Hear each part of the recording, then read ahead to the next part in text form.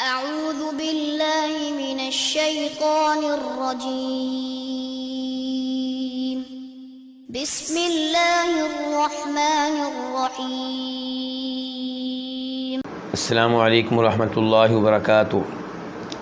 ان الحمد للہ نحمده ونستعینه ونستغفره ونعوذ باللہ من شرور انفسنا ومن سیئات اعمالنا من يهده الله فلا مضل له ومن يضلل فلا هادي له واشهد ان لا اله الا الله وحده لا شريك له واشهد ان محمدا عبده ورسوله يا ايها الذين آمنوا اتقوا الله حق تقاته ولا تموتن الا وانتم مسلمون يا ايها الناس اتقوا ربكم الذي خلقكم من نفس واحدة وخلق منها زوجها وبث منهما رجالا كثيرا ونساء واتقوا الله الذي تساءلون به والأرحام إن الله كان عليكم رقيبا يا أيها الذين آمنوا اتقوا الله وقولوا قولا سديدا يصلح لكم أعمالكم ويغفر لكم ذنوبكم ومن يطع الله ورسوله فقد فاز فوزا عظيما أما بعد فإن خير الحديث كتاب الله وخير الهدي هدي محمد صلى الله عليه وسلم وشر الأمور محدثاتها وكل محدثة بدعة وكل بدعة ضلالة وكل ضلالة في النار۔ امام بربہاری رحمہ اللہ اپنی مشہور و معروف کتاب شرح سنہ میں فرماتے ہیں، اور یہ مسئلہ نمبر 96 ہے، 96۔ وَاعْلَمْ أَنَّهُ إِنَّمَا جَاءَ هَلَاكُ الْجَهْمِيَّةِ أَنَّهُمْ فَكَّرُوا فِي الرَّبِّ۔ یہ بات جان لیں کہ بے شک جہمیوں کی ہلاکت آئی، جہمی ہلاک ہوئے کس لیے کہ انہم فکروا فی الرب، کہ انہوں نے رب تعالیٰ کے بارے میں غور و فکر کیا۔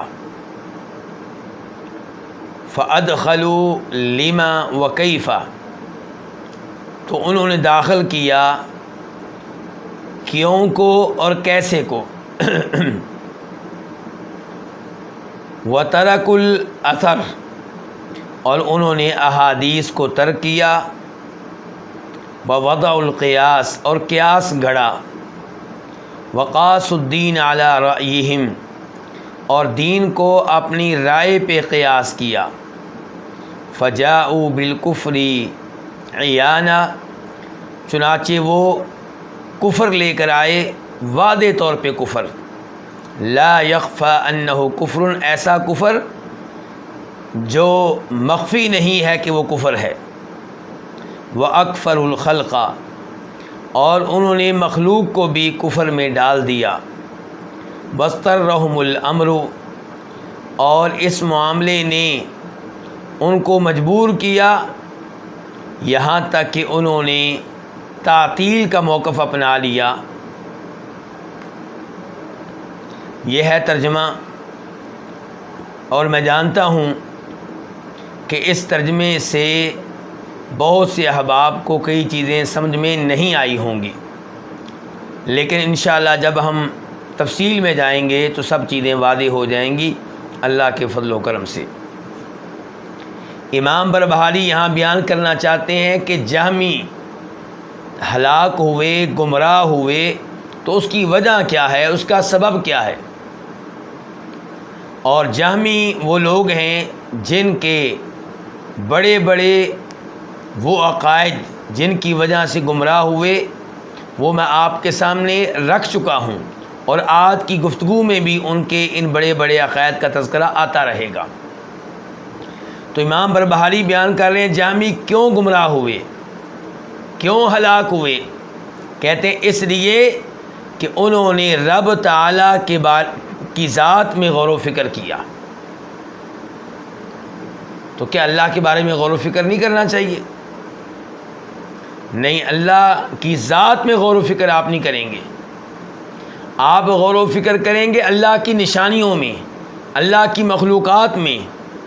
آپ سوچیں گے اللہ تک پہنچنے کے لیے، اللہ کی عظمت تک پہنچنے کے لیے، اللہ کی قدرت کو تھوڑا بہت جاننے کے لیے آپ غور و فکر کریں گے کس میں؟ اللہ کی مخلوقات میں، کہ وہ اللہ کتنا عظیم ہے جس نے آسمان بنائے۔ یہ آسمان کا نظام خود بخود نہیں چل سکتا، یہ آپ غور کریں گے۔ یعنی کہ آپ کہیں گے وہ لوگ غلط ہیں جو کہتے ہیں کہ کوئی رب نہیں ہے، خود بخود ہی سارا نظام چل رہا ہے۔ آپ کہیں گے یہ ممکن ہی نہیں ہے۔ اگر یہ نظام خود بخود چل رہا ہوتا تو تباہ و برباد ہو جاتا، ختم ہو جاتا۔ یہ آسمانوں کا اپنی جگہ پہ برقرار رہنا جب کہ کوئی ستون نہیں ہے، زمین کا اپنی جگہ پہ برقرار رہنا، حرکت نہ کرنا، انسان کا اس زمین کے اوپر بلند و بالا عمارتیں قائم کر لینا، کوئی ہے جو یہ نظام چلا رہا ہے، کوئی ہے جو ان چیزوں کا خالق ہے، اور جو ہے وہ ایک ہی ہے، کیونکہ دو ہوتے تب بھی یہ نظام نہیں چلنا تھا، اور کوئی نہ ہوتا تب بھی یہ نظام نہیں چلنا تھا۔ تو اس سے آپ کو اندازہ ہوگا کہ یہ نظام چلانے والا ہر چیز کا علم رکھتا ہے، ہر طرح کی قدرت رکھتا ہے۔ تو اس انداز سے آپ اللہ تعالیٰ کی ذات کے بارے میں سوچیں گے، اللہ کی مخلوقات پہ غور و فکر کرتے ہوئے، نہ یہ کہ آپ براہ راست اللہ کی ذات میں غور و فکر کریں۔ اللہ کی ذات کے بارے میں غور و فکر نہیں ہوگا، اللہ تعالیٰ کی ذات کے بارے میں وہ ساری باتیں آنکھیں بند کر کے آپ مان لیں گے جو اللہ نے بتائی ہیں، جو اللہ کے نبیوں نے بتائی ہیں علیہم الصلاۃ والسلام۔ مثال کے طور پہ اللہ نے جو اپنے نام بتائے آنکھیں بند کر کے آپ مان لیں گے، اللہ نے اپنے اوصاف صفات بتائیں آنکھیں بند کر کے آپ مان لیں گے، اللہ کے نبیوں نے اللہ کی صفات بتائیں آنکھیں بند کر کے آپ مان لیں گے۔ یہ نہیں کہیں گے کہ لو جی آج میں نے اللہ کی ایک اور صفت کو معلوم کر لیا جو قرآن میں بھی نہیں آئی، حدیث میں بھی نہیں آئی۔ کیسے؟ میں غور و فکر کرتا رہا اللہ کی ذات میں تو مجھے ایک اور اللہ کی صفت معلوم ہو گئی ہے۔ ارے اللہ کے بندے، یہ اللہ کے بارے میں باتیں ہو رہی ہیں، مخلوق کے بارے میں نہیں ہو رہی۔ آپ بطور انسان اللہ کی مخلوقات پہ غور و فکر کرتے ہوئے نئی سی نئی باتیں معلوم کر سکتے ہیں، جیسے کہ سائنسدان روز بروز نئی سے نئی چیزیں معلوم کر رہے ہیں۔ جی ہمیں پتہ چلا ہے بھینس کے دودھ میں یہ چیزیں بھی ہوتی ہیں، یہ فوائد ہوتے ہیں، یہ نقصانات ہوتے ہیں، یہ اس کے اجزاء ہوتے ہیں، گائے کی دودھ میں یہ ہوتا ہے، فلاں چیز کے دودھ میں یہ نہیں ہوتا ہے۔ تو یہ اللہ کی مخلوقات کے بارے میں تو آپ ایسی نئی چیزیں معلوم کر سکتے ہیں۔ اللہ کی ذات کے بارے میں قرآن سے لیے بغیر، احادیث سے لیے بغیر آپ کوئی نئی چیز معلوم نہیں کر سکتے۔ اس لیے اللہ تعالیٰ فرماتے ہیں سورہ طٰہٰ میں، اور یہ آیت کا نمبر ہے 110، کہ یعلم ما بین ایدیہم وما خلفہم ولا یحیطون بہ علما۔ اللہ اپنی مخلوقات کے بارے میں سب کچھ جانتا ہے، کوئی چیز ایسی نہیں جو اللہ کے علم سے اوجل ہو، مخفی ہو، پوشیدہ ہو، لیکن مخلوق اللہ تعالیٰ کا علمی طور پہ احاطہ نہیں کر سکتی۔ مخلوق اللہ تعالیٰ کے بارے میں معلومات اللہ کے راستے کے بغیر حاصل نہیں کر سکتی۔ یعنی کہ اللہ کے بارے میں ہمیں معلومات ہیں، لیکن وہی جو اللہ نے خود بتائیں، چاہے براہ راست چاہے نبیوں کے ذریعے، لیکن ہم اللہ تعالیٰ کی ذات کے بارے میں کوئی علم حاصل کر لیں اللہ کے بتائے بغیر، یہ ممکن نہیں ہے۔ تو اس لیے اللہ کی ذات میں غور و فکر کرنا یہ سبب بنا ہے جہمیوں کی گمراہی کا، ان کی ہلاکت کا، ان کی تباہی و بربادی کا۔ تو امام بربہاری کہتے ہیں، سن لیجئے، وعلم، اور جان لیں، انہ انما جاء ہلاک الجہمیہ، کہ سوائے اس کے نہیں جہمیوں کی ہلاکت آئی ہے، جہمیوں کی گمراہی آئی ہے۔ کس لیے وہ گمراہ ہوئے ہیں جی؟ انہم فکروا، اس لیے کہ انہوں نے غور و فکر کیا پھر ربی، اللہ تعالیٰ کی ذات میں۔ تو غور و فکر اللہ کی ذات میں نہیں کیا جائے گا، نہ ہی غور و فکر کر کے اللہ کی ذات تک پہنچنا ممکن ہے۔ غور و فکر کیا جائے گا اللہ کی مخلوقات میں، اور اس کی ترغیب دی گئی ہے۔ افلا ينظرون الى الابل کیف خلقت والى السماء کیف رفعت وَإِلَى الْجِبَالِ كَيْفَ نُصِبَتْ وَإِلَى الْأَرْضِ كَيْفَ سُطِحَتْ۔ اللہ تعالیٰ کہتے ہیں کہ یہ اونٹوں کے اوپر غور و فکر نہیں کرتے کہ ان کو کیسے پیدا کیا گیا ہے، یہ آسمانوں پہ غور و فکر نہیں کرتے ان کو کیسے بلند کیا گیا ہے، یہ زمین پہ غور و فکر نہیں کرتے اس کو کیسے بچھایا گیا ہے، یہ پہاڑوں پہ غور و فکر نہیں کرتے ان کو کیسے نصب کیا گیا ہے، گاڑا گیا ہے زمین کے اوپر۔ اتنے بڑے بڑے پہاڑ کس نے گاڑے ہیں؟ پھر اللہ تعالیٰ کہتے ہیں ان کی تعریف کرتے ہوئے جو اللہ کی مخلوقات پہ غور و فکر کرتے ہیں تاکہ اللہ کی عظمت کو کچھ نہ کچھ جان سکیں، تاکہ اللہ تعالیٰ تک کچھ نہ کچھ پہنچ سکیں، کہ ان فی خلق السماوات والارض واختلاف اللیل والنہار لآیات لأولی الالباب الذین یذکرون اللہ قیاما وقعودا وعلی جنوبہم ویتفکرون فی خلق السماوات والارض ربنا ما خلقت هذا باطلا سبحانک فقنا عذاب النار، کہ بے شک آسمان و زمین کی پیدائش میں، رات اور دن کے آنے جانے میں نشانیاں ہیں، کن کے لیے؟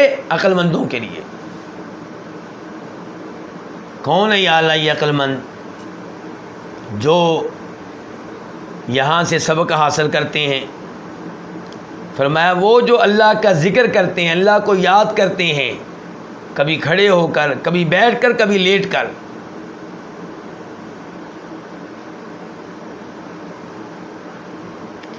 اور غور و فکر کرتے ہیں آسمان و زمین کی تخلیق میں، پیدائش میں، اور غور و فکر کے بعد کس نتیجے تک پہنچتے ہیں؟ ربنا ما خلقت هذا باطلا، یا اللہ تو نے جتنی بھی مخلوقات بنائی ہیں ان کو تو نے عبث بے فائدہ پیدا نہیں کیا، بغیر حکمت کے پیدا نہیں کیا، ہر ایک کے پیچھے کوئی نہ کوئی حکمت ہے، تیرا کوئی بھی کام لغو نہیں ہے، بے فائدہ نہیں ہے، بے حکمت نہیں ہے۔ سبحانک، تو پاک ہے اس بات سے کہ اتنے بڑے سسٹم کو بغیر کسی فائدے کے، بغیر کسی حکمت کے پیدا کرے، یعنی کہ وہ لوگ جو کہتے ہیں آخرت قائم نہیں ہوگی، لوگوں کو دوبارہ قبروں سے نہیں اٹھایا جائے گا، وہ پھر یہی کہنا چاہتے ہیں کہ اللہ نے یہ سارا نظام فضول پیدا کیا ہے، کھیل تماشا ہے۔ نہیں نہیں نہیں نہیں، یا اللہ تو نے یہ سارا نظام بے فائدہ پیدا نہیں کیا، آخرت برحق ہے، حساب کتاب کے فیصلے بالکل ٹھیک ہیں، ہم اس کے اوپر ایمان لاتے ہیں، تو پاک ہے اس بات سے کہ کسی بھی چیز کو بے فائدہ پیدا کرے۔ تو کہنے کا مطلب یہ ہے کہ اللہ کی مخلوقات پہ غور و فکر کرنا یہ بہت اچھی بات ہے، تاکہ انسان اپنے رب کو تھوڑا بہت جان سکے، لیکن اللہ کی ذات کے بارے میں غور و فکر کرنا، اللہ کی ذات میں، یہ انسان کے بس کی بات نہیں ہے، جو اس میں داخل ہوگا وہ گمراہ ہو جائے گا۔ فَأَدْخَلُوا لِمَا وَكَيْفَ، فرمایا جہمیوں نے رب کی ذات میں غور و فکر کیا اور اس میں داخل کیا کس چیز کو؟ لما، کیوں کو، وکیفہ، اور کیسے کو۔ کیوں کا مطلب کیا ہے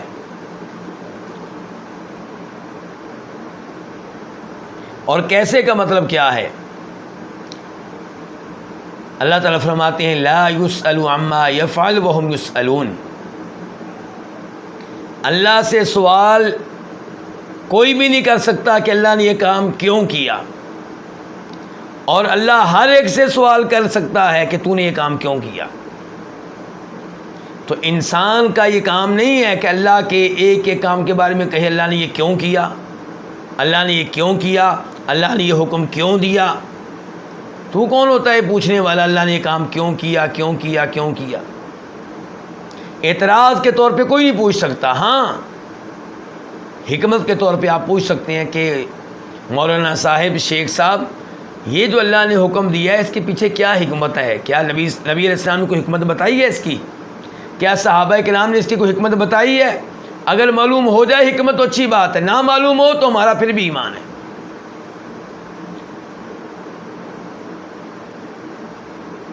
تقدیر کے مسائل کو لے لیں، آج کا نوجوان کہتا ہے کہ اللہ نے پہلے سے کیوں لکھ دیا کہ کون سا انسان کیا کرے گا، پھر انسان سے اللہ حساب کیوں لے گا؟ یہ کیوں اللہ کی ذات کے بارے میں کیوں درست نہیں ہے۔ کامیاب وہ ہے جو یہاں پہ جھک گیا، جس نے مان لیا جو بھی اللہ نے کہا، وہ کامیاب ہے۔ جو یہاں پہ اکڑے گا، اعتراض کرے گا، وہ اپنا بیڑا غرق کرے گا۔ اللہ کے سامنے جھکنے والے، اللہ کے ہر حکم کو ماننے والے ہی کامیاب ہیں، اور اللہ کے سامنے اکڑنے والے، اعتراض کرنے والے تباہ و برباد ہو جائیں گے۔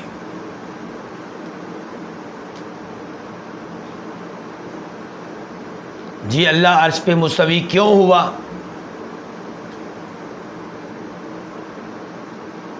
جی اللہ تعالیٰ نے مردوں کو 4 شادیاں کرنے کی کیوں اجازت دی، عورتوں کو کیوں اجازت نہیں دی؟ وراثت میں مردوں کا حصہ فل رکھا گیا اور عورتوں کا آدھا کیوں؟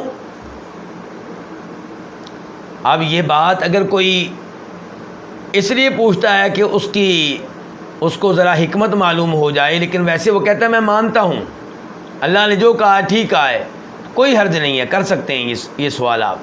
لیکن اعتراض کے انداز میں کیوں عورتوں کی گواہی آدھی کیوں، یہ کیوں انسان کو کفر میں داخل کر دیتی ہے۔ آپ یہ دیکھیں کہ کیا کوئی باپ اس بچے کو اچھا سمجھے گا جو باپ کہہ رہا آرڈر پہ آگے سے کہے کیوں؟ باپ کہے کہ بیٹا آئندہ آپ نے اس کمرے میں نہیں سونا، اس کمرے میں سونا، وہ کہے کیوں؟ باپ کہے کہ ناشتہ صبح آپ نے 7 بجے کرنا ہے، 7 بجے کے بعد نہیں کرنا، بیٹا کہے کیوں؟ یہ ایسا کیوں کرنے والا اسے باپ کبھی برداشت نہیں کرے گا۔ اور یہاں پہ تو اللہ تعالیٰ ہیں، باپ تو کوئی حیثیت نہیں رکھتا اللہ کے سامنے۔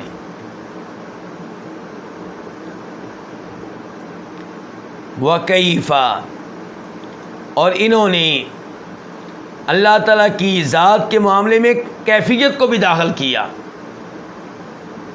اس کی مثال وہ مشہور و معروف اثر واقعہ آپ نے کئی دفعہ سنا ہوگا کہ امام مالک رحمہ اللہ کے پاس ایک آدمی آتا ہے اور کہتا ہے کہ امام صاحب یہ بتائیے کہ یہ جو آیا کہ اللہ عرش پہ مستوی ہیں، اللہ تعالیٰ عرش پہ کیسے مستوی ہیں؟ مستوی کا معنی کیا ہوتا ہے؟ بلند ہیں، عرش کے اوپر ہیں یعنی کہ اللہ تعالیٰ۔ تو اللہ تعالیٰ عرش کے اوپر کیسے ہیں، کیفیت کیا ہے اس کی؟ تو امام مالک رحمہ اللہ نے کیا کہا تھا؟ الاستواء معلوم، کہ قرآن کریم میں آیا ہے کہ اللہ تعالیٰ عرش پہ مستوی ہیں، الرحمن علی العرش استوا۔ تو لفظ استوا یہ عربی زبان کا لفظ ہے، اس کا معنی ہم جانتے ہیں، کیا مطلب؟ اوپر ہونا، بلند ہونا۔ لیکن والکیف مجہول، اللہ تعالیٰ عرش کے اوپر کیسے ہیں، اس کی کیفیت کیا ہے، اس کی تفصیلات کیا ہیں، یہ ہمیں معلوم نہیں ہے۔ والسؤال عنہ بدعہ، اور اس بارے میں سوال کرنا یہ کیا ہے؟ بدعت ہے۔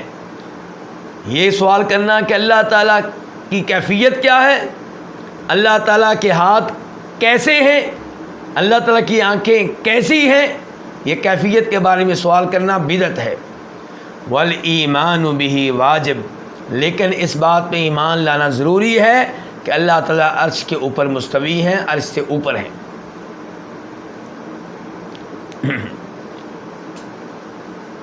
موجودہ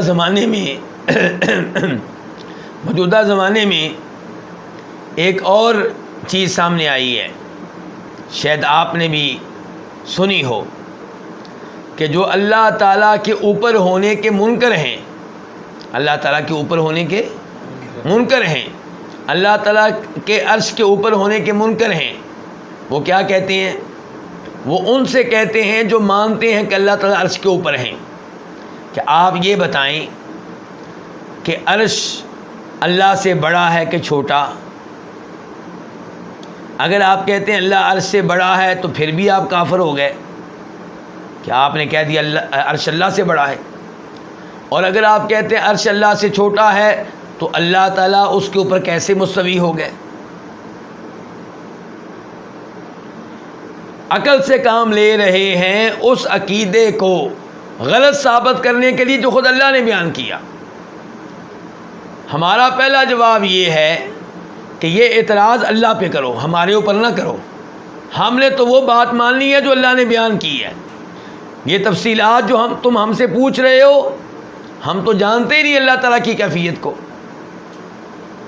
ہمیں قرآن کریم میں بار بار بتایا گیا، احادیث میں بتایا گیا کہ اللہ تعالیٰ عرش سے اوپر ہیں۔ ہم سادہ لوگ ہیں، ہم نہیں جانتے تمہارے اس قیاس کو، تمہاری اس عقلی باتوں کو۔ اللہ نے بتا دیا، ہم نے آنکھیں بند کر کے مان لیا کہ اللہ عرش سے اوپر ہے، اور یہی کچھ کیا تھا صحابہ کرام نے۔ انہوں نے آگے سے اللہ کے رسول علیہ السلام سے یہ سوال نہیں کیے کہ اللہ کے رسول آپ یہ بتائیں کہ قرآن کریم کہہ رہے اللہ عرش کے اوپر ہے، تو عرش بڑا ہے کہ اللہ بڑے ہیں؟ سب کو پتہ ہے اللہ ہر چیز سے بڑا ہے، اس میں کوئی شک و شبہ ہی نہیں ہے۔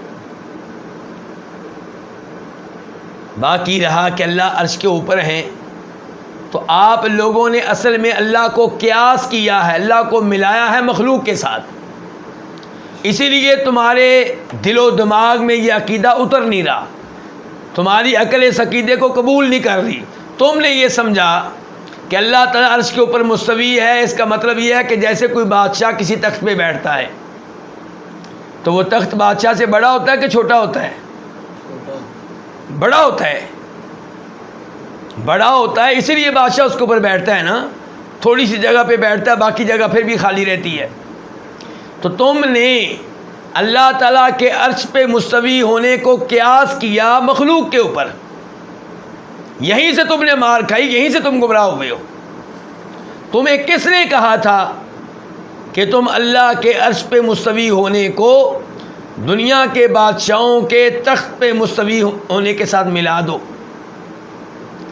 بادشاہ تخت پہ بیٹھتا ہے تو تخت بادشاہ کا محتاج ہے یا بادشاہ تخت کا محتاج ہے؟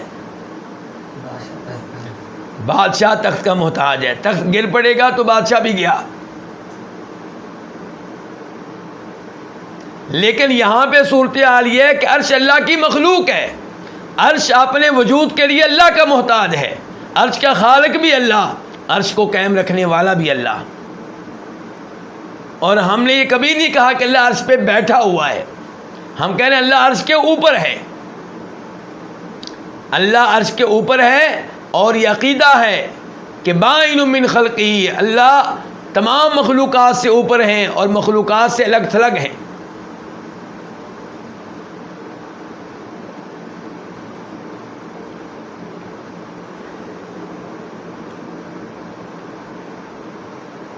تو کیا کہا پھر امام بربہاری نے کہ جہمی کیسے ہلاک ہوئے، کیسے گمراہ ہوئے؟ کہ انہوں نے اللہ کی ذات میں غور و فکر کیا، یعنی کہ اللہ کی بارے میں معلومات لینے کی کوشش کی۔ کس کے ذریعے؟ اپنی عقل کے ذریعے۔ فَأَدْخَلُوا لِمَا وَكَيْفَ، اور انہوں نے داخل کیا کس کو؟ کیوں کو اور کیسے کو۔ جبکہ کامیاب کون ہے؟ جو اللہ کے بارے میں دیے گئے عقیدے کو آنکھیں بند کر کے مان لے، نہ یہ کہے کیوں اللہ عرش پہ مستوی ہے، کیوں اللہ تعالیٰ رات کے آخری پہر میں آسمان دنیا پہ نازل ہوتا ہے، کیسے نازل ہوتا ہے؟ اگر اللہ اوپر ہے تو پھر نیچے کیسے آ گیا، نیچے ہے تو اوپر کیسے ہو گیا؟ تم کہتے ہو کہ اللہ تعالیٰ شب قدر میں فرشتوں کو نازل فرماتے ہیں، تو شب قدر جو ہے، لیلۃ القدر جو ہے، یہ پاکستان میں کسی اور وقت میں ہوتی ہے، پاکستان انڈیا میں کسی اور وقت میں ہوتی ہے، امریکہ میں کسی اور وقت میں ہوتی ہے، سعودی عرب میں کسی اور وقت، تو یہ کیسے ہو گیا؟ اللہ تعالیٰ رات کے آخری پہر میں آسمان دنیا پہ نازل ہوتا ہے، تو رات کا آخری پہر کسی ملک میں کب ہوتا ہے، کسی ملک میں کب ہوتا ہے؟ بھائی یہ باتیں تم تب کرو جب ہم یہ باتیں بیان کریں کسی مخلوق کے بارے میں. ہم باتیں بیان کر رہے خالق کے بارے میں، جس کے بارے میں ہمارا عقیدہ ہے ان اللہ علی کل شیء قدیر، اللہ ہر چیز پہ قادر ہے، کوئی چیز اللہ کی قدرت سے باہر نہیں ہے. تو امام بربہاری کہتے ہیں وَتَرَكُ الْأَثَرَ، ان لوگوں نے اثر کو چھوڑ دیا. اثر سے مراد کیا؟ احادیث. کیوں؟ کیونکہ یہ کیا ہے؟ خبر واحد ہیں. یہ کیا ہے؟ خبر واحد کا مطلب کیا ہوتا ہے؟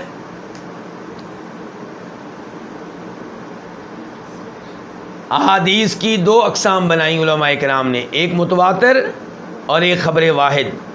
متواتر سے مراد وہ حدیث جس کو روایت کرنے والے راوی اتنے زیادہ ہوں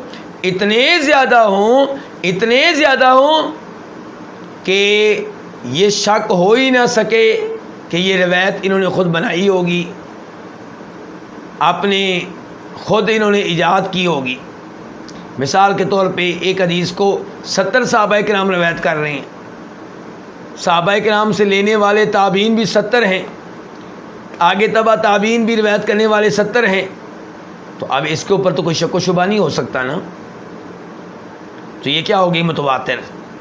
اور وہ حدیث جس کو روایت کرنے والے 2 صحابی ہوں یا 3 ہوں یا 4 ہوں یا 5 ہوں یا 10 ہوں، وہ کیا ہوگی؟ خبر واحد. یا صحابی 70 ہوں لیکن تابعین روایت کرنے والے آگے 5-6 ہوں، وہ کیا ہوگی؟ خبر واحد. تو انہوں نے کہا جی ہم عقیدہ جو ہے وہ ایسی حدیث سے نہیں لے سکتے جو خبر واحد ہیں. جو کیا ہے؟ خبر واحد ہیں. تو پھر کہاں سے لوگے جی عقیدہ؟ خبر واحد کو چھوڑ دیا، پھر عقیدہ کہاں سے لیا؟ اپنی عقل سے. جب کہ اللہ نے کہا تھا وَلَا يُحِيطُونَ بِهِ عِلْمًا، انسان اللہ تعالیٰ کے بارے میں کوئی بھی چیز معلوم نہیں کر سکتا، یعنی کہ جب تک اللہ خود بیان نہ کرے. بھئی اللہ تعالیٰ کی کوئی معلومات قیاس کے ذریعے لی جا سکتی ہیں؟ بالکل نہیں. تو احادیث کو نظر انداز کیا گیا خبر واحد کہہ کر.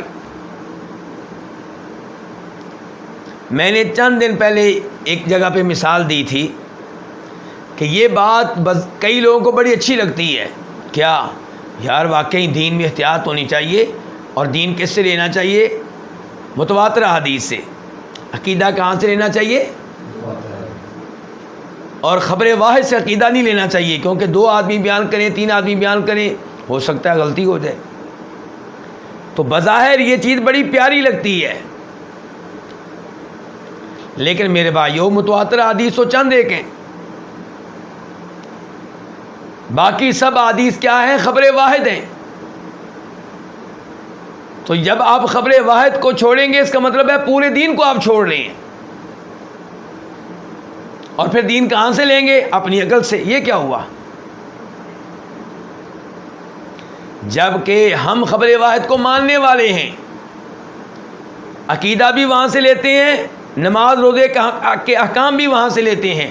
ہمارا یہ کہنا ہے کہ وہ حدیث جس کو بیان کرنے والے لوگ شک و شبہ سے بالاتر ہوں، امام بخاری جیسے ہوں، امام مسلم جیسے ہوں، امام مالک جیسے ہوں، امام شافعی جیسے ہوں، امام احمد جیسے ہوں، امام زہری جیسے ہوں، اور صحابہ کرام میں سے کوئی بھی ہو، تو ایسے راوی چاہے حدیث کو روایت کرنے والا ایک ہو، ہمیں اس کے اوپر یقین ہے.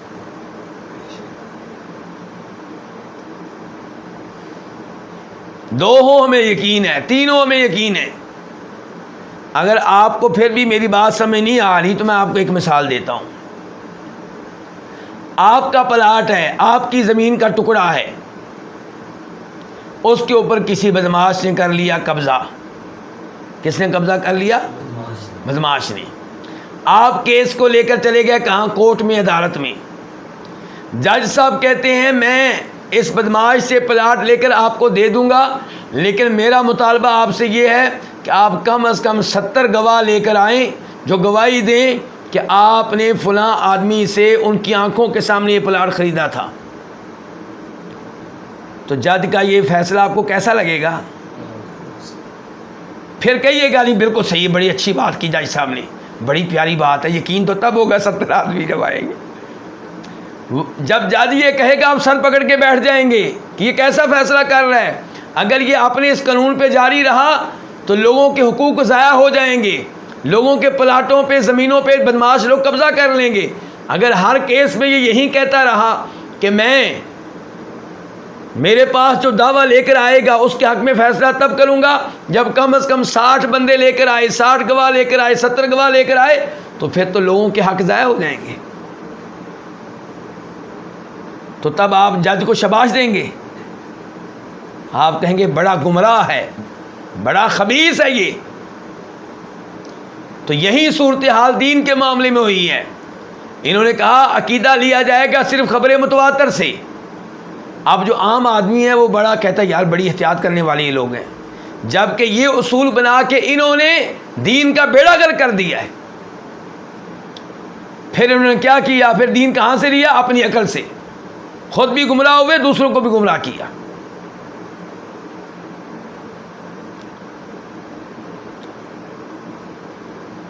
میں آپ کو ایک مثال دیتا ہوں ان سے ہٹ کر بھی. ہمارے جو حنفی لوگ ہیں انہوں نے خبر واحد کے معاملے میں کئی اصول بنائے ہیں کہ خبر واحد کب لی جائے گی، کب نہیں لی جائے گی.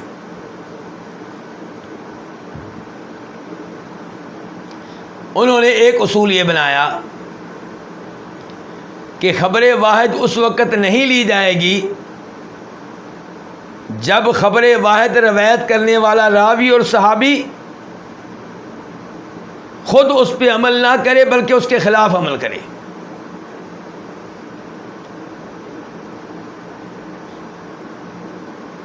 اب انہوں نے اس اصول کے ذریعے کئی احادیث کو ریجیکٹ کر دیا. مثال کے طور پہ حدیث یہ ہے کہ اگر کتا کسی برتن میں منہ ڈال لے تو اسے کم از کم کتنی بار دھوئیں گے؟ 7 بار، اور ایک دفعہ مٹی کے ساتھ پھر پاک ہوگا. اب حنفی علماء نے اس حدیث کو نہیں لیا، حالانکہ بخاری شریف کی حدیث ہے. نہیں لیا. کیوں جی؟ کہتے ہیں کیونکہ اس حدیث کو روایت کرنے والے صحابی ہیں ابو ہریرہ، اور ابو ہریرہ کا اپنا فتویٰ یہ ہے کہ ایسے برتن کو 3 مرتبہ بھی دھو لیں تو کام چل جائے گا. اچھا، اب ایک طرف تھی حدیث، ایک طرف کیا تھا؟ ابو ہریرہ کا فتویٰ. ابو ہریرہ کا فتویٰ لے لیا اور حدیث کو چھوڑ دیا. کیوں؟ کیونکہ خبر واحد ہے. اچھا، ابو ہریرہ کا جو فتویٰ ہے وہ خبر واحد نہیں ہے؟ حالانکہ صحیح بات یہ ہے کہ ابو ہریرہ کا یہ فتویٰ صحیح سند سے ثابت ہی نہیں ہے. ان سے صحیح قول یہ ملتا ہے کہ برتن کو 7 مرتبہ دھویا جائے گا.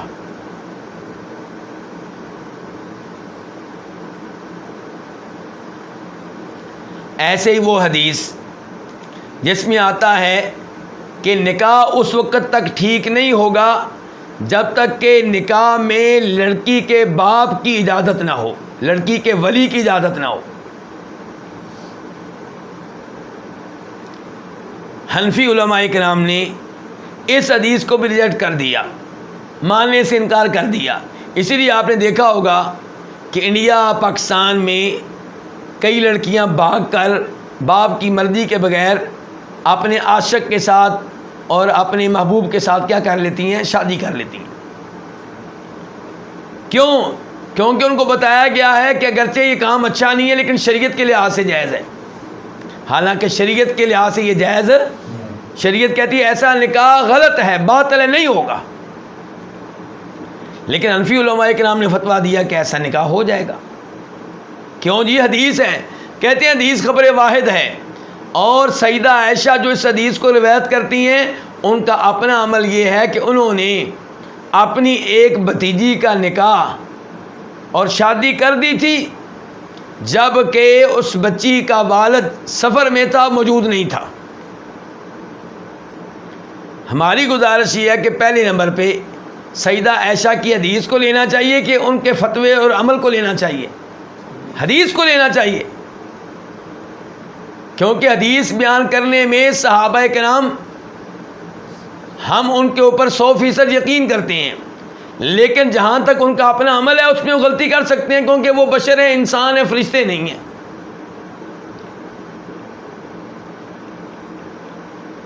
دوسرے نمبر پہ سیدہ عائشہ نے یہ جو رشتہ طے کیا تھا بچی کا، اس کے بارے میں علماء کرام نے وضاحت کی ہے کہ انہوں نے ابتدائی بات چیت چلا دی تھی، لیکن وہ جو آخری نکاح ہوتا ہے وہ نہیں کیا، اس میں انتظار کیا بچی کے باپ کا۔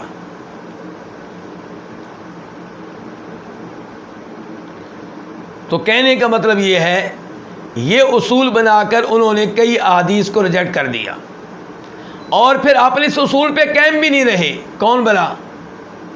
حنفی لوگ اپنے اس اصول پہ قائم نہیں رہے۔ یعنی کہ میں نے آپ کو مثالیں دی ہیں کہ صحیح احادیث ان کو ریجیکٹ کر دیا، اس لیے کہ حدیث کا راوی اور صحابی اس کا عمل حدیث کے خلاف ہے، تو صحابی کے عمل کو لے لیا، حدیث کو کیا کیا؟ چھوڑ دیا، یہ کہہ کر کے خبر واحد ہے، اس حدیث کو روایت کرنے والے دو راوی ہیں، 3 ہیں، 4 ہیں۔ تو بندہ پوچھے راوی کے عمل کو روایت کرنے والے کتنے تھے؟ وہ بھی تو 2-3 ہی تھے۔ اور پھر میں نے آپ کو بتایا کہ اس پہ قائم بھی نہیں رہے، اس پہ قائم نہیں رہے۔ میں آپ کو مثال دیتا ہوں، ایک حدیث آتی ہے جس کے راویوں میں سے ایک راوی ہیں جناب جابر رضی اللہ تعالیٰ عنہ، کہ کوئی آدمی اگر نماز کے دوران اونچی آواز سے ہنستا ہے، کہکا لگاتا ہے، تو اس کی نماز بھی باطل، نماز بھی گئی، وضو بھی گیا، وضو بھی دوبارہ کرنا پڑے گا۔ اب بندہ پوچھے بھی نماز باطل ہوگی، یہ تو بات سمجھ میں آتی ہے، وضو کیوں کیا ہوا ہے؟ اب یہ راوی کون ہے حدیث کے؟ جابر، اور یہ حدیث نبی علیہ الصلوۃ والسلام سے ثابت نہیں ہے، بخاری کی حدیث نہیں ہے، مسلم کی نہیں ہے، صحیح حدیث نہیں ہے، ثابت نہیں ہو سکی کہ اللہ کے رسول نے الفاظ کہے ہوں، لیکن اس کو حنفی علماء کرام نے لے لیا، حالانکہ راوی کا فتویٰ یہاں پہ حدیث کے خلاف ہے۔ امام بخاری کہتے ہیں کہ جناب جابر کا یہ فتویٰ تھا کہ جو نماز میں کہکا لگائے، اونچی آواز سے ہنسے، اس کی نماز باطل ہوگی، وضو اس کا قائم رہے گا۔ تو یہاں پہ راوی کا فتویٰ نہیں لیا، اور حدیث لی، وہ بھی کون سی؟ ضعیف۔ تو کہنے کا مطلب یہ ہے کہ احادیث کے ساتھ یہ رویہ اچھا رویہ نہیں ہے۔ تو یہاں پہ جامعوں کا بھی قصور یہی تھا کہ وَتَرَكُ الْأَثَرَ، انہوں نے نظر انداز کیا، چھوڑ دیا کس کو؟ احادیث کو، کیا کہہ کر کے خبریں واحد ہیں۔ وَوَضَعُ الْقِيَاسَ، اور انہوں نے قیاس گڑھا۔ کیا گڑھا؟ قیاس، قیاس کے اوپر اعتماد کیا، احادیث کو چھوڑا تو قیاس پہ انہوں نے اعتماد کیا۔ کس کو کس پہ قیاس کیا؟ اللہ تعالیٰ کو مخلوق پہ قیاس کیا۔ اس کی 1-2 مثالیں پہلے میں دے چکا ہوں، اب ایک مثال اور دوں گا، موجودہ زمانے کی مثال۔ وہ لوگ جو یہ کہتے ہیں کہ اللہ تعالیٰ سے دعا کرتے ہوئے اللہ تعالیٰ کو نبیوں کا وسیلہ دینا بالکل ٹھیک ہے، علیہم الصلاۃ والسلام، اولیاء کا وسیلہ دینا بالکل ٹھیک ہے، ان کو جب ہم کہتے ہیں کوئی دلیل لے کر آؤ، تو وہ کیا کہتے ہیں؟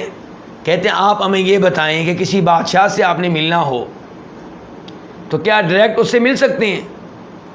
نہیں، پہلے آپ کس کے پاس جائیں گے؟ سیکرٹری کے پاس، کلرک کے پاس، جو لوگ اس نے نیچے مقرر کر رکھے پہلے ان سے ملاقات کریں گے، وہ آپ کی بات کو پہنچائیں گے کس کے پاس؟ بادشاہ کے پاس، اور ہو سکتا ہے کبھی ملاقات بھی کروا دیں۔ تو کہتے ہیں جب بادشاہ سے آپ نہیں مل سکتے وسیلے کے بغیر، واسطے کے بغیر، تو اللہ سے آپ کیسے رابطہ قائم کر سکتے ہیں وسیلے کے بغیر؟ تو اللہ کو وسیلہ دیں اللہ کے نبیوں کا، اللہ کے ولیوں کا۔ تو یہاں پہ خالق کو قیاس کیا کس پہ؟ مخلوق پہ۔ انا للہ و انا الیہ راجعون۔ اور ظالموں، اللہ رب العزت محتاج نہیں ہے کسی سیکٹری کے، کسی کلرک کے، کسی مترجم کے۔ اللہ تعالیٰ ہر وقت ہر ایک کی آواز کو، بات کو سنتے ہیں، ہر زبان میں سنتے ہیں، ہر ایک کے بارے میں جانتے ہیں اس کی حاجت کیا ہے، بلکہ اس کی حاجت بھی جانتے ہیں جس کی حاجت دل میں ہے اور زبان سے اس نے اس کا اظہار نہیں کیا۔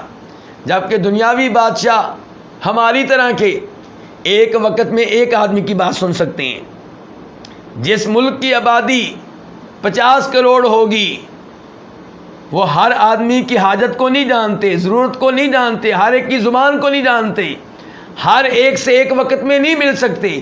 تو انہوں نے سسٹم بنا رکھا ہے کہ پہلے ہمارے سیکٹری سے رابطہ قائم کریں، کلرک سے رابطہ قائم کریں، انتظامیہ کا جو عملہ ہے اس سے رابطہ قائم کریں، لیکن اللہ تعالیٰ کو تو کسی وسیلے کی ضرورت نہیں ہے۔ ہاں، اللہ سے دعا کرتے ہوئے وہ وسیلہ اختیار کیا جائے گا جس کا ثبوت قرآن و حدیث سے ملتا ہے۔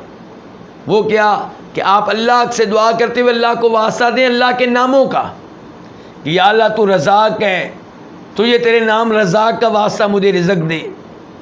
یا اللہ تو شافی ہے، شفا دینے والا، تجھے تیرے نام شافی کا واسطہ مجھے شفا دے۔ آپ اللہ تعالیٰ کو وسیلہ دے سکتے ہیں دعا میں کس چیز کا؟ اپنے نیک عمل کا۔ یا اللہ میں تیرے نبی سے محبت کرتا ہوں صلی اللہ علیہ وسلم، اور اللہ کے نبی سے محبت کرنا یہ کیا ہے؟ نیک عمل ہے۔ تو یا اللہ چونکہ میں تیرے نبی پہ ایمان لایا ہوں، ان سے محبت کرتا ہوں، اس لیے یا اللہ مجھے شفا دے، میری پریشانیاں دور کر دے۔ بالکل صحیح ہے یہ انداز۔ یا پھر جو زندہ ہے اس سے دعا کروانا، یہ صحابہ کرام کا طریقہ تھا۔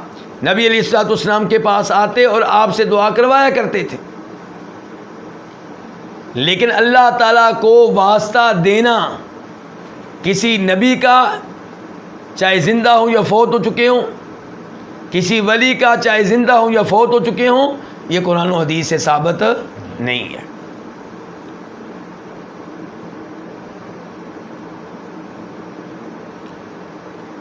تو یہ گمراہ کیسے ہوئے؟ انہوں نے قیاس سے کام لیا۔ وقاص الدین علی رأیہم، دین کو قیاس کیا اپنی رائے پہ۔ اور آپ یہ نوٹ کریں گے کہ عام طور پہ اللہ کی صفات کا جو انکار کرتے ہیں اس کے پیچھے بھی قیاس ہی ہے۔ کیا کہیں گے کہ اگر ہم نے مان لیا اللہ تعالیٰ کیا کرتا ہے، اللہ تعالیٰ رحمت کرتا ہے، اللہ کی صفت رحمت مان لی تو کام خراب ہو جائے گا۔ کیوں؟ کیونکہ جو کسی پہ رحمت کرتا ہے اس کا دل اس کے لیے نرم ہو جاتا ہے جس پہ وہ رحمت کرتا ہے، تو اسی لیے اس پہ مہربان ہوتا ہے، رحم کرتا ہے، جیسے ماں بچے پہ مہربان ہو جاتی ہے۔ تو اللہ تعالیٰ کی رحمت کو ماں کی رحمت پہ پہلے انہوں نے قیاس کیا، پھر کہا کہ ماں کی رحمت میں کئی کمزوریاں ہوتی ہیں، اللہ تو کمزوریوں سے پاک ہے، تو اس لیے کیا کیا کہ اللہ کی رحمت کا انکار کر دیا۔ کیوں؟ کیونکہ اگر اللہ کی رحمت مانتے ہیں تو وہ کس کی طرح ہوگی؟ ماں کی طرح ہوگی۔ اور ظالموں، تمہیں کس نے کہا ہے کہ اللہ کی رحمت ماں کی رحمت کی طرح ہوگی؟ تم یہ کہو کہ اللہ رحمت کرتا ہے اور اللہ کی رحمت میں کوئی کمزوری نہیں ہے، کوئی عیب نہیں ہے۔ تو جب آپ اللہ کی صفات مانتے ہوئے اللہ کو قیاس نہ کریں اللہ کی مخلوق پہ تو کوئی مسئلہ نہیں ہوگا۔ مسائل تب پیدا ہوتے ہیں جب آپ اللہ کو قیاس کرتے ہیں اللہ کی مخلوق پہ، اللہ کو تشبیہ دیتے ہیں اللہ کی مخلوق سے۔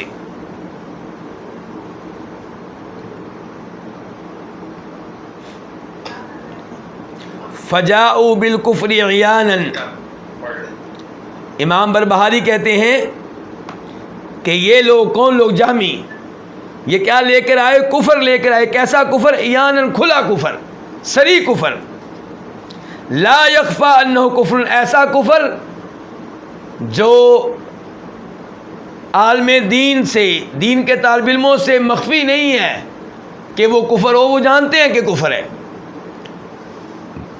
کیا کفر لے کر آئے؟ یہی جس کی طرف اشارہ کیا ہے، اللہ کی ذات میں غور و فکر کرنا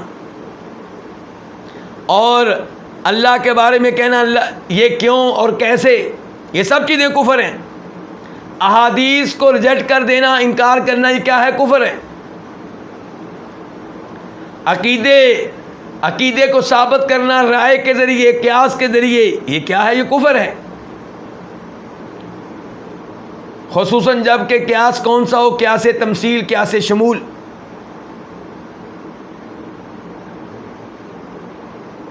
وَأَكْفَرُ الْخَلْقَ، امام بربہاری کہتے ہیں انہوں نے مخلوق کو بھی کفر میں ڈال دیا۔ جب مخلوق کو اپنے عقیدے پہ لگایا تو ان کو بھی کس میں ڈال دیا؟ کفر میں واقع کر دیا۔ وَأَكْفَرُ الْخَلْقَ کے دو معنی ہو سکتے ہیں، ایک معنی یہ کہ اللہ کی مخلوق کو کفر میں ڈال دیا غلط عقیدے پہ ڈال کر، اور دوسرا معنی یہ کہ انہوں نے اللہ کی مخلوق کو کافر قرار دیا جب اللہ کی مخلوق نے ان کا عقیدہ اختیار نہیں کیا۔ دونوں معنی صحیح ہیں۔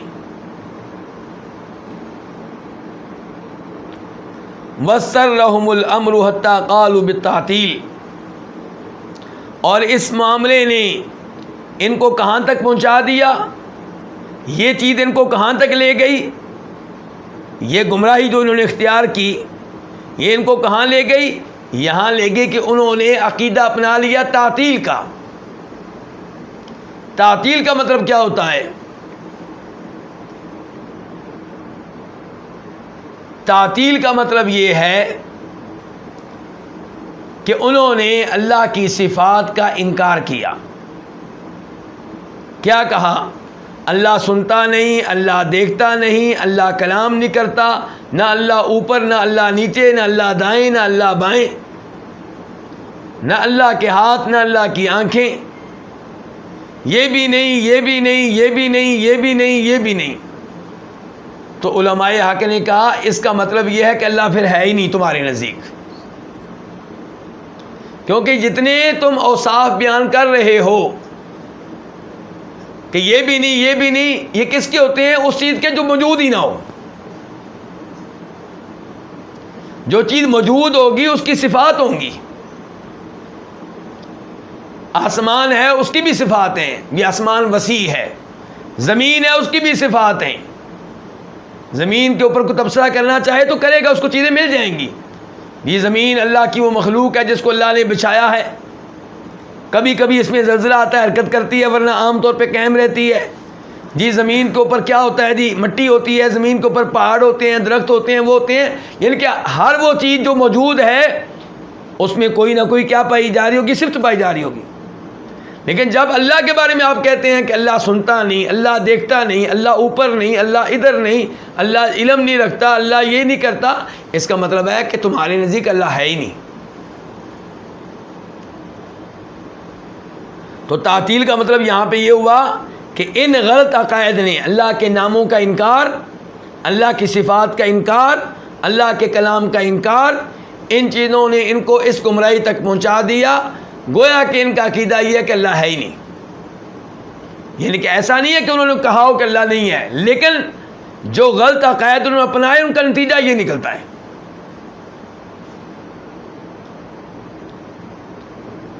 اس کے بعد مسئلہ نمبر 97، مسئلہ نمبر 97 میں کہتے ہیں امام بربہاری، وقال بعض العلماء، اور کچھ علماء کرام نے کہا ہے، منہم احمد بن حنبل، ان کچھ علماء کرام میں سے کون ہے؟ امام احمد بن حنبل۔ کیا کہا ہے؟ کچھ علماء کرام نے کہا الجہمی کافر، جہمی کون ہوتا ہے؟ یہ کافر ہوتا ہے، جہمی مسلمان نہیں ہے۔ لیس من اہل القبلہ، یہ اہل قبلہ میں سے نہیں ہے۔ کیا مطلب اہل قبلہ میں سے نہیں ہے؟ مراد یہ کہ مسلمان نہیں ہے، مراد یہ ہے کہ جہمی ان 72 فرقوں کا حصہ بھی نہیں ہے جن کے بارے میں اللہ کے رسول صلی اللہ علیہ وسلم نے فرمایا تھا کہ وہ جہنم میں جائیں گے۔ آپ نے کہا تھا نا کہ میری امت کتنے فرقوں میں تقسیم ہو جائے گی؟ 73 میں۔ ان میں سے ایک جہنم کی آگ سے محفوظ رہے گا، جنت میں جائے گا، باقی سب جہنم میں جائیں گے۔ اور جو باقی جہنم میں جائیں گے وہ کون ہوں گے؟ وہ بھی مسلمان ہوں گے، یہ مراد ہے۔ لیکن گمراہیوں کی وجہ سے ان کو جہنم میں ڈالا جائے گا، اور امید ہے کہ کسی نہ کسی دن ان کو جہنم کی آگ سے نکال کے کہاں بھیج دیا جائے گا؟ جنت میں۔ لیکن جو کلمہ پڑھنے کے باوجود کفر اختیار کر لے، واضح طور پہ شرک اختیار کر لے، وہ 73 فرقوں میں سے بھی نہیں ہے، یعنی کہ وہ کافر ہے۔ اس کا مطلب اس نے ہمیشہ جہنم میں رہنا ہے، وہ کبھی جنت میں نہیں جا سکے گا۔ تو یہ کہہ رہے ہیں کہ کچھ علماء کرام نے کہا ہے کہ جہمی کافر ہے، لیس من اہل القبلہ، یہ قبلہ والوں میں سے نہیں، ان کے مسلمانوں میں سے نہیں ہے۔ حلال الدمی، اس کا خون حلال ہے۔ کیا مطلب؟ مسلمان حکومت اس کو قتل کر سکتی کیونکہ یہ مرتد ہے، یہ اب مسلمان نہیں رہا۔ لا یرث، یہ مسلمانوں کا وارث نہیں بنے گا۔ جہمی کا باپ فوت ہو جائے تو یہ اس کا وارث نہیں بنے گا، کیونکہ باپ کیا ہے؟ مسلمان، اور یہ بیٹا کافر ہے، تو کافر مسلمان کا وارث نہیں بن سکتا۔ ایسے آدمی کی بیوی فوت ہو جائے تو بیوی کا وارث نہیں بن سکے، کیونکہ بیوی مسلمان تھی اور یہ کیا ہے؟ کافر ہے۔ ولا یورث، اور نہ اس کا کوئی وارث بن سکتا ہے۔ کیوں جی؟ کیونکہ یہ جہمی ہے، کافر ہے، اور بچے کیا ہیں؟ مسلمان ہیں، تو وہ مسلمان بچے کافر باپ کے وارث نہیں بن سکتے۔ اگر آج کوئی قادیانی فوت ہو جائے اور اس کے بچے قادیانی نہ ہوں، مسلمان ہوں، تو باپ کے وارث نہیں بن سکتے۔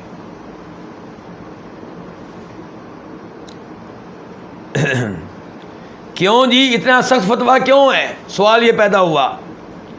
کہا لأنہ قال، کیونکہ جہمی کا یہ کہنا ہے کہ لا جمعہ تھا، کوئی جمعہ واجب نہیں ہے، جمعہ پڑھنا واجب، ولا جماعت، جماعت کے ساتھ نماز پڑھنا واجب نہیں ہے، ولا عیدینی، دونوں عیدیں جو ہیں ان کی نماز پڑھنا واجب نہیں ہے، ولا صدقہ، اور زکوٰۃ دینا واجب نہیں ہے۔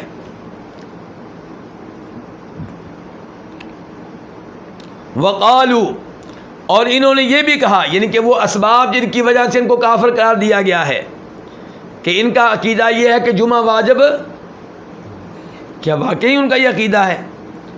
اصل میں اشارہ اس بات کی طرف ہے کہ یہ جو جہمی لوگ ہیں یہ ایمان میں آ کے یہ موقف رکھتے ہیں کہ ہر وہ آدمی مومن ہے جو اللہ تعالیٰ کو جانتا اور پہچانتا ہے۔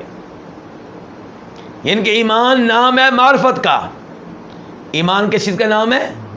اللہ کو پہچان لینے کا، یعنی کہ چاہے آپ کلمہ پڑھیں زبان سے یا نہ پڑھیں، دل میں آپ جانتے ہیں کہ رب ہے اور وہی عبادت کا حقدار ہے، تو آپ مسلمان ہیں۔ اس کا مطلب یہ ہوا کہ ایمان نام ہے صرف اللہ کو جان لینے کا، عمل کریں یا نہ کریں آپ مسلمان ہیں۔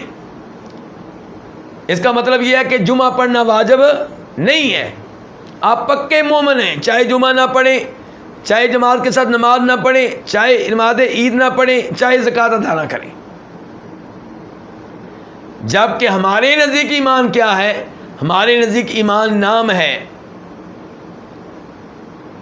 دل سے اللہ کو پہچاننے کا، دل سے تصدیق کرنے کا، یہ کہ آپ کے دل میں عقیدہ ہو کہ اللہ ہے، آپ کے دل میں عقیدہ ہو اللہ کے علاوہ کوئی عبادت کے لائق نہیں ہے، آپ کے دل میں عقیدہ ہو کہ اللہ کے رسول محمد واقعی اللہ کے رسول ہیں صلی اللہ علیہ وسلم، آپ کے دل میں یہ عقیدہ موجود ہو کہ آخرت قائم ہوگی، آپ کے دل میں عقیدہ موجود ہو کہ فرشتے ہیں، اور پھر زبان سے آپ اقرار بھی کریں، اعلان بھی کریں، گواہی بھی دیں، اور پھر اس عقیدے کے مطابق عمل کر کے بھی دکھائیں، نماز پڑھیں، زکوٰۃ دیں، یہ ہے ایمان۔ تو ان کے ہاں اعمال ایمان کا حصہ نہیں ہے، زبان کا اقرار بھی ایمان کا حصہ نہیں ہے۔ ان کے مطابق فرعون بھی مسلمان ہوا، وہ کیسے؟ موسیٰ علیہ السلام نے فرعون سے کیا کہا تھا؟ لقد علمت ما انزل هؤلاء الا رب السماوات والارض بصائر. آیت ایسے ہی ہے نا؟ کیا کہا تھا فرعون سے موسیٰ علیہ السلام نے کہ تجھے پتہ ہے کہ میرے پاس جو نشانیاں آئی ہیں، معجزات آئے ہیں، یہ آسمان و زمین کے رب نے اتارے ہیں. تو موسیٰ علیہ السلام کہہ رہے ہیں فرعون سے کہ تو جانتا ہے رب نے اتارے ہیں. اس کا مطلب ہے فرعون بھی دلی طور پہ جانتا تھا کہ رب کون ہے. اور ابو طالب نبی علیہ السلام کے چچا، وہ جانتے تھے میرا بھتیجا سچا، اس کا دین بھی سچا، لیکن زبان سے اقرار نہیں کیا. تو ان کے نزدیک ابو طالب کیا ہوئے؟ مسلمان ہوئے.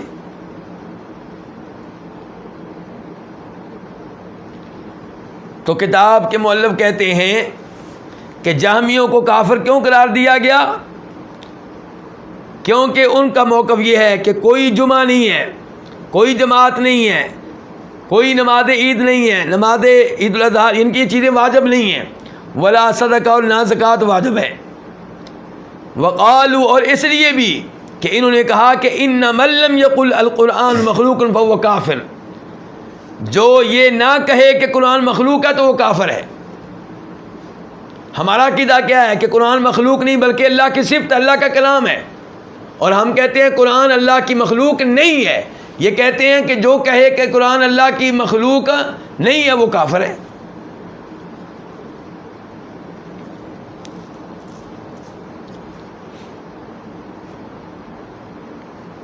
وَاسْتَحَلُّوا السَّيْفَ عَلَىٰ أُمَّةِ محمد صلی اللہ علیہ وسلم، اور انہوں نے امت محمد صلی اللہ علیہ وسلم پہ تلوار چلانے کو حلال قرار دیا.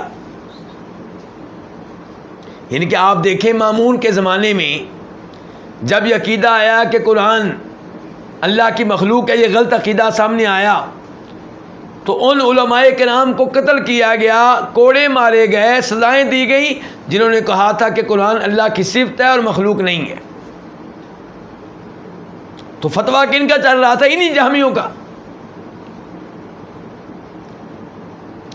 وَخَالَفُوا مَنْ كَانَ قَبْلَهُمْ، اور انہوں نے مخالفت کی ان کی جو ان سے پہلے تھے.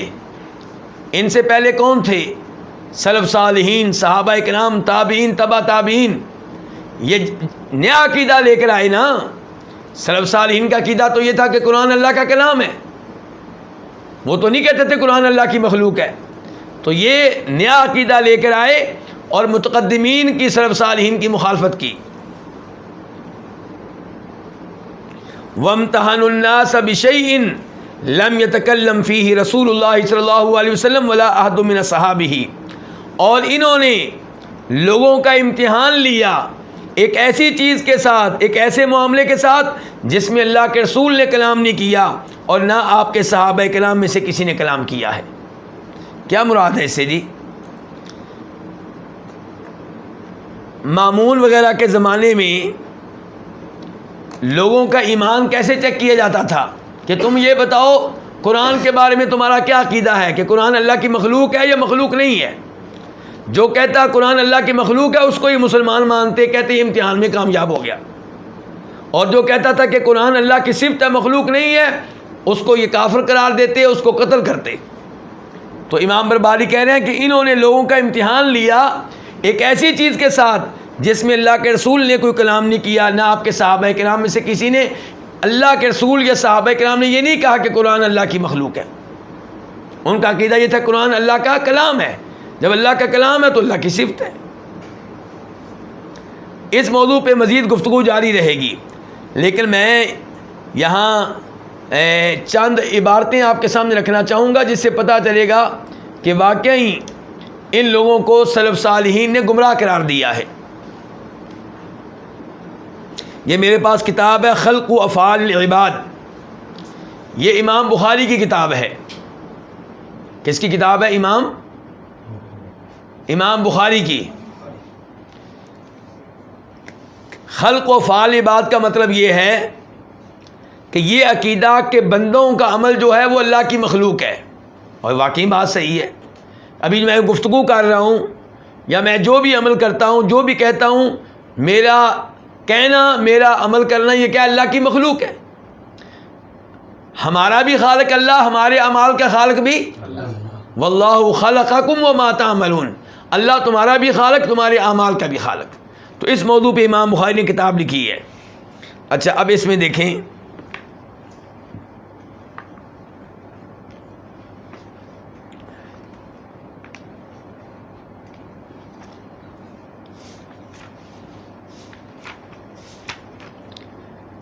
اس میں یہ دیکھیں امام بخاری کہتے ہیں کہ امام عبداللہ بن مبارک کہتے ہیں کہ من قال لا الہ الا ہو مخلوق فہو کافر۔ قرآن میں آیا لا الہ الا ہو، سورہ بقرہ آیت نمبر 255 آیت الکرسی۔ تو امام عبداللہ بن مبارک کہہ رہے ہیں جو یہ کہے کہ لا الہ الا اللہ، کہ اللہ کے علاوہ کوئی معبود برحق نہیں، لا الہ الا ہو یہ الفاظ مخلوق ہیں، تو عبداللہ بن مبارک کہہ رہے ہیں وہ کافر ہے۔ ایسا عقیدہ رکھنے والا کیا ہے؟ جو قرآن کی اس آیت کے بارے میں کہے کہ یہ مخلوق ہے، وہ کیا ہے؟ کافر ہے۔ کہتے ہیں وَإِنَّا لَنَحْكِي كَلَامَ الْيَهُودِ وَالنَّصَارَى، ہم یہودیوں اور عیسائیوں کا کلام بیان کر سکتے ہیں، نقل کر سکتے ہیں، لیکن ان جہمیوں کا کلام اتنا خطرناک ہے، کفر پہ مبنی ہے کہ یہ بیان کرنا بھی ہمارے لیے ممکن نہیں ہے۔ یہ کون کہہ رہے ہیں؟ امام عبداللہ بن مبارک۔ آگے چلیے، یہ امام بخاری نے یہ باتیں نقل کی ہیں۔ یہ امام بخاری کے استاد علی بن عبداللہ المدینی وہ کہتے ہیں القرآن کلام اللہ، قرآن اللہ کا کلام ہے۔ من قال انہ مخلوق، جو کہے کہ قرآن مخلوق ہے فہو کافر، وہ کافر ہے۔ لا یصلی خلفہ، اس کے پیچھے نماز پڑھنے کی اجازت نہیں ہے۔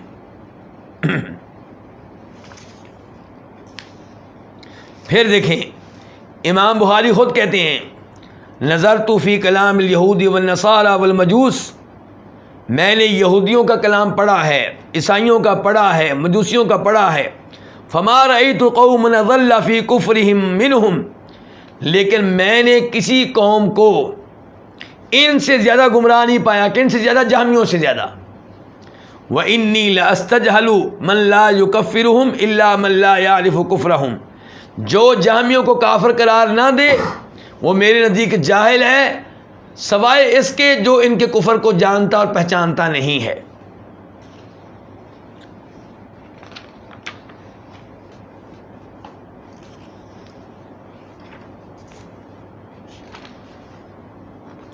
یہ سلام بن ابی مطیع کہتے ہیں الجہمیۃ کفار، کہ جہمی جو ہیں وہ کافر ہیں، لیکن یہاں پہ میں خبردار کر دوں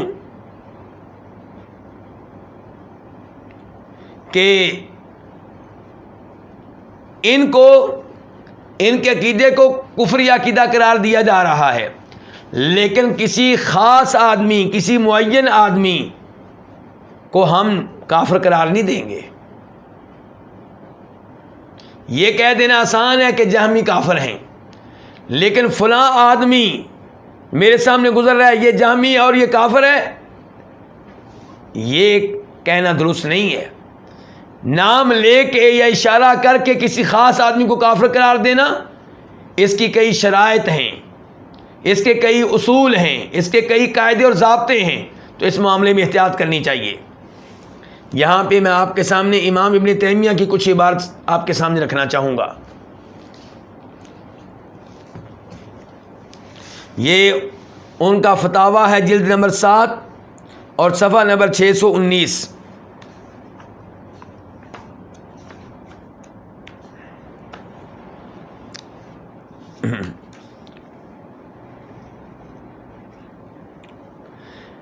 امام ابن تیمیہ کہتے ہیں کہ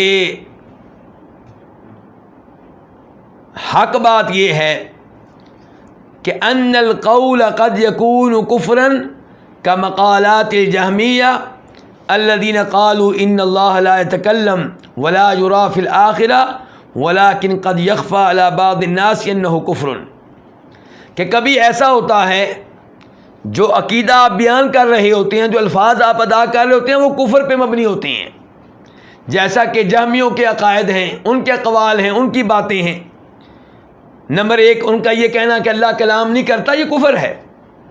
نمبر دو ان کا یہ کہنا کہ اللہ کو آخرت میں دیکھنا ممکن نہیں ہوگا، یہ کفر ہے۔ لیکن ایسے عقائد کئی لوگوں سے مخفی رہ جاتے ہیں، ان کے پاس علم نہیں پہنچتا، وہ ایسے عقائد بیان کر جاتے ہیں تو ان کے عقیدے کو کفریہ قرار دیا جائے گا، ان کو کافر نہیں کہا جائے گا۔ کہتے ہیں فَيُطْلَقُ الْقَوْلُ بِتَكْفِيرِ الْقَائِلِ كما قال السلف من قال القرآن مخلوق فهو کافر۔ کہتے ہیں سلف کی طرح ہم کہیں گے جو کہے قرآن مخلوق ہے وہ کافر ہے۔ ومن قال ان اللہ لا یرا فی الآخرۃ فهو کافر، اور جو یہ کہے کہ اللہ کو آخرت میں دیکھنا ممکن نہیں ہے وہ بھی کافر ہے۔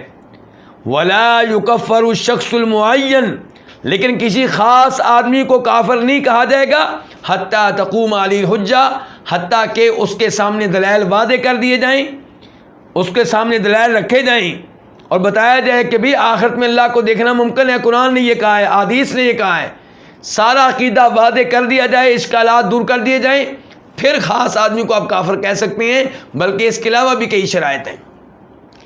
تو خاص آدمی کو کافر قرار دینا اتنا آسان نہیں ہے۔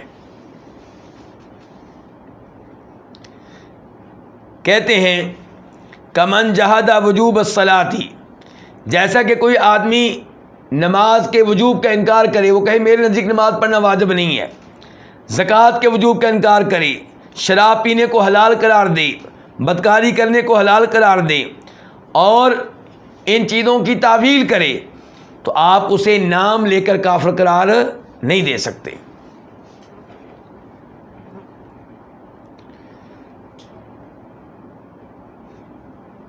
تو ایسے آدمی کو کافر قرار دینے سے پہلے اس کے اشکالات کا ازالہ کیا جائے گا، اسے توبہ کا موقع دیا جائے گا۔ پھر امام ابن تیمیہ وہ حدیث لے کر آئے ہیں، کہتے ہیں وہ حدیث یاد کریں جس میں آتا ہے کہ ایک آدمی جو پہلی قوموں میں گزرا تھا، اس نے اپنے بیٹوں سے مرنے سے پہلے کہا تھا میں مر جاؤں تو مجھے آگ لگا دینا، آگ لگانے کے بعد کیا کرنا، میری جسم کو کیا کر دینا، راکھ کی طرح بنا دینا، پھر ہوا میں اسے اڑا دینا، سمندر میں جب ہوا چل رہی اڑا دینا، کیونکہ اگر اللہ نے مجھے پکڑ لیا تو اللہ تعالیٰ مجھے ایسا عذاب دے گا کہ ایسا عذاب اللہ نے پہلے کسی کو نہیں دیا ہوگا، کیونکہ میرے گناہ اتنے زیادہ ہیں۔ تو اب یہ کیا کہنا چاہتا ہے کہ اگر تم نے مجھے آگ لگا دی، میرے راکھ کو ہوا میں اڑا دیا، تو پھر اللہ تعالیٰ مجھے پکڑ نہیں سکے گا۔ تو یہ عقیدہ رکھنا کہ اللہ مجھے پکڑ نہیں سکے گا، یہ تو اللہ کی قدرت میں شک ہے، تو ایسا عقیدہ رکھنے والا ویسے ہی کافر ہو جاتا ہے۔ لیکن اسی حدیث میں آیا کہ اللہ نے اس کی راکھ کو جمع کیا، اسے اٹھایا، کھڑا کیا، اللہ نے پوچھا تو نے کام کیوں کیا، کہنے لگا یا اللہ تیرے ڈر سے، تو اللہ نے اس کو معاف کر دیا۔ تو کیا اللہ نے کافر کو معاف کر دیا تھا؟ نہیں، وہ کافر ہوا ہی نہیں، حالانکہ اس نے جو الفاظ کہے وہ کفریاں ہیں، لیکن اس کو کافر اس لیے قرار نہیں دیا گیا کہ اللہ کے ڈر سے وہ یہ بھول گیا کہ میں اللہ کی قدرت کا انکار کر رہا ہوں، اس کے ذہن میں یہ بات آئی نہیں۔ تو اس لیے نام لے کر کسی کو کافر قرار دینا یہ اتنا آسان نہیں ہے۔ ہاں عام ہم بیان کریں گے کہ جو قبر کو سجدہ کرے کافر ہے، جو قبر والے سے دعا کرے، بیٹا مانگے، وہ کافر ہے۔ لیکن جب ہمیں بتایا جائے کہ فلاں آپ کا رشتہ دار کسی قبر پہ کھڑے ہو کے قبر والے سے بیٹا مانگ رہا تھا، تو ہم اسے نام لے کر کافر قرار نہیں دیں گے، یہی کہیں گے کہ بھائی جو قبر والوں سے دعا کرے وہ کافر ہے۔ لیکن کوئی خاص آدمی نہیں، ہو سکتا ہے اس کو دلائل ہی معلوم نہ ہو، اس کے پاس حق پہنچا ہی نہ ہو، اور ہو سکتا ہے پہنچ بھی گیا ہو، تو نام لے کر کافر ہم قرار نہیں دیں گے۔ اس کا مطلب یہ نہیں ہے کہ ہم اس کو کہہ رہے ہیں کہ وہ کافر نہیں ہے، اس کے کفر کا معاملہ اللہ کے سپرد، ہمارے نزدیک وہ بظاہر مسلمان ہے۔ تو یہ تنبیہ ضروری تھی کہ اگرچہ جہمیوں کو کئی ایک علماء کرام نے کافر قرار دیا ہے، لیکن نام لے کر کسی کو کافر قرار دینا یہ ذرا مشکل کام ہے، اور یہ راسخ علماء کرام، پختہ علم کے حامل علماء کرام کے حوالے کر دینا چاہیے۔ مزید گفتگو انشاءاللہ اس موضوع پہ پھر ہوگی۔ بس آخر میں ایک بات مجھے امام ابن تیمیہ کی یاد آ گئی۔ ان کی گفتگو چل رہی تھی گمراہ لوگوں سے، تو ابن تیمیہ کہہ رہے تھے تمہارا یہ عقیدہ بھی کفریہ ہے، تمہارا یہ عقیدہ بھی کفریہ ہے، تمہارا یہ عقیدہ بھی کفریہ ہے۔ تو انہوں نے کہا اچھا پھر ہم کافر ہیں؟ ابن تیمیہ نے کہا نہیں، میں تمہیں کافر نہیں کہتا، لیکن میں یہ کہتا ہوں کہ جو عقیدہ تمہارا ہے یہ عقیدہ اگر میرا ہو جائے گا تو میں کافر ہو جاؤں گا، کیونکہ مجھے پتا ہے کہ غلط عقیدہ ہے، پھر بھی میں عقیدہ اپناؤں گا تو میں کافر ہو جاؤں گا۔ فرق سمجھ رہے ہیں نا؟ اللہ رب العزت ہمیں صحیح معنوں میں عقیدہ سیکھنے کی توفیق عنایت فرمائے اور ہر طرح کے کفر سے فتنے سے محفوظ رکھے۔ اللہ تعالی ہمیں اسی عقیدے پہ رکھے جو نبی علیہ الصلوۃ والسلام کا تھا، جو صحابہ کرام کا تھا۔ وآخر دعوانا الحمد للہ رب العالمین۔